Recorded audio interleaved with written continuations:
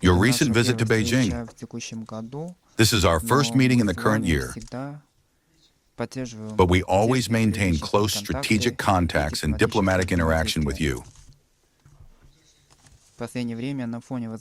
In recent times, against the backdrop of increasing international turbulence, unilateral and hegemonic actions,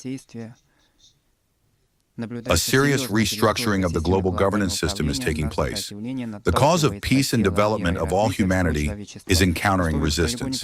In the conditions of a far from simple situation on the external contour, thanks to the strategic leadership of President Vladimir Putin, Chinese-Russian relations are confidently moving forward despite everything, and our multifaceted cooperation is only growing stronger from various trials.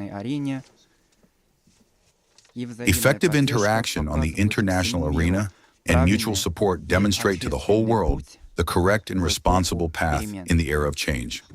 This year marks the 30th anniversary of the strategic partnership and cooperation between our countries, as well as the 25th anniversary of the Treaty on Good Neighborliness, Friendship, and Cooperation.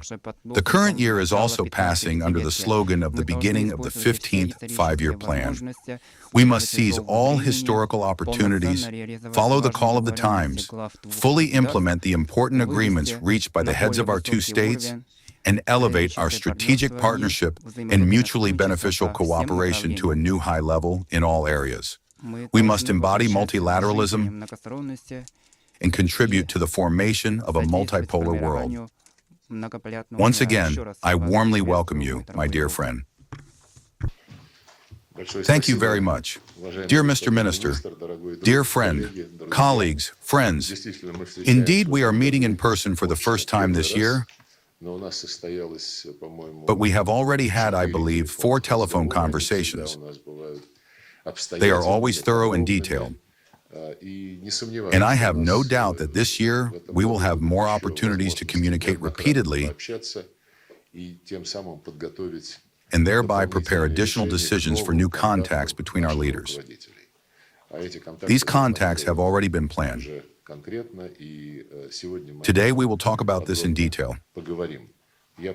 I fully agree with you that today the foundations of international relations are undergoing the most severe trials. It is enough to look at what happened at the beginning of the year in Latin America, in Venezuela, and what is happening now in the Middle East. The Ukrainian crisis,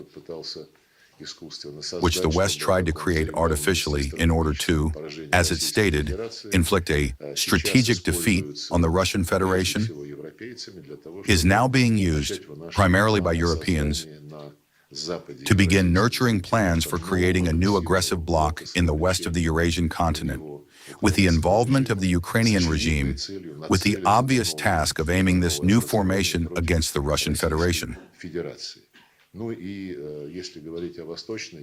Well, and speaking of the eastern part of the Eurasian continent, very dangerous games also do not cease, both regarding the issue of Taiwan and the issue of the South China Sea, and the situation on the Korean Peninsula is being escalated. Also in the space that for many years was a place of cooperation and good neighborliness, the so-called ASEAN-centric space. They are trying to break it apart by creating structures of small geometry, of a block nature, in order to contain both the People's Republic of China and the Russian Federation, which also border this most important region and part of Eurasia. Our entire huge continent requires constant attention. I am confident that today we will be able to substantively discuss our practical steps, both in line with those initiatives put forward by the Chairman of the People's Republic of China regarding global security in other areas, and in line with the initiative of President Putin on the formation of a Eurasian transcontinental security architecture. I believe our meeting is very timely. Thank you for the invitation. I am focused on concrete, fruitful work